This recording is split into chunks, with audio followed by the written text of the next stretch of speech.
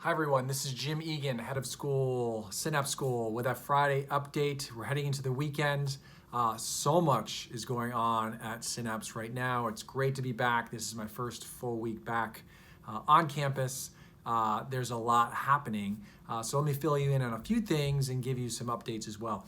So now that we're through the lab, we entered right into admissions season, and Deanna and Dana in the admissions department in the office have sent out their decisions, or our decisions, and so we're waiting back right now to hear, and we're going to open up our campus to those families looking at Synapse who want to come and see the campus. Now that we're in the orange tier, now that we are in a safer place, we're going to be opening up our campus for tours with Deanna, with myself, starting this weekend. So things are moving very, very quick.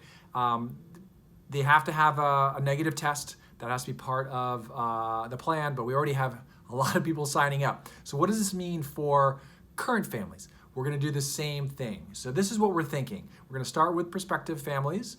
Then I told the board at our board meeting last night, they're next in line. We'll invite the board in for a tour of our facility. And then we will invite in families who are new to us this year. Some of our families, some parents who may be watching, have never seen the inside of the school. Once we get through our new families, we will open it up to everybody. So we will have rotating tours throughout the next few weeks, throughout the spring. There will have to be a test, a negative test, as part of the process. This is what we require of anyone coming into our campus. But I think that you'll really find our learning environment and what we've done to it during the pandemic exciting. And you'll see all these projects that are happening on site. You'll see that kids aren't just on Zoom, and they aren't just confined to their chairs. Like, there's a lot of stuff around. If you go outside my office, you'll stumble over some of the projects that are on the floor from the lower school. So this is really exciting, and it's been prompted by Deanna. I want to thank her for that too. So this is coming. This is a really another good sign that we are entering in the next phase of the pandemic, that turning point, a good phase, I should say. Some other things to keep in mind. The WASC accreditation mid-cycle visit is happening for us on campus. What does this mean for parents? Not a whole lot. What does this mean for staff?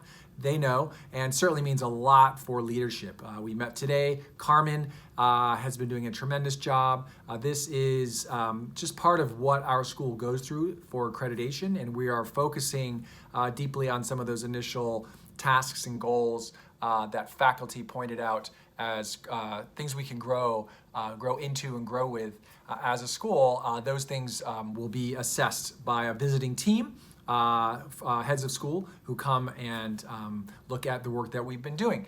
I mentioned the board. We had a board meeting last night. I want to say thank you to the Board of Trustees, who have just been so supportive of our school, certainly supportive of me as a head of school. And we're heading into the spring. Finances look great.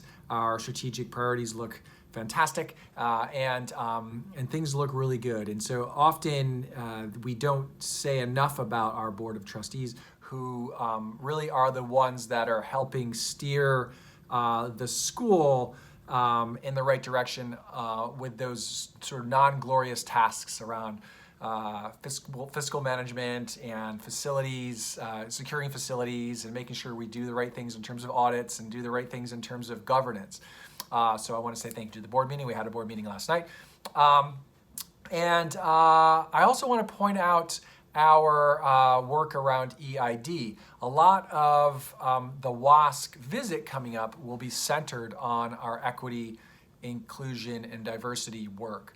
And we have set a number of goals and exceeded those goals over the past 2 or 3 years. There's certainly areas that we need to work on as well. And this Monday at our Synapse Town Hall, we will be focusing that time on EID work. And it has once again become front a front page news item, particularly in California and in specific the Bay Area, due to the recent terrible events and assaults and attacks on the Asian community locally, but certainly nationally. We all know about this. And so the Monday town hall will be an opportunity for us to discuss and process not only what we're doing around EID, but certainly in light of recent events as well. So that's something to pay attention to.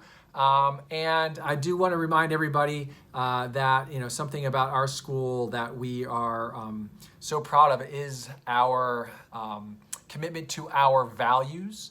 And one of our values involves taking care of ourselves, but also taking care of each other. And I want to point out again in our climate survey that we just, May and I just recorded a session around, and I mentioned this in an email, that statement that people here welcome others even if they are different, that is so important for us to remember that we believe that, we affirm that. This is something that the climate survey, which was taken in the fall, was seen as something that is most true about our community, that we take care of each other, we welcome all comers, even if they are different from you or myself. Okay, that's it for an update. Have a great weekend, and I will talk to you and hopefully see you soon.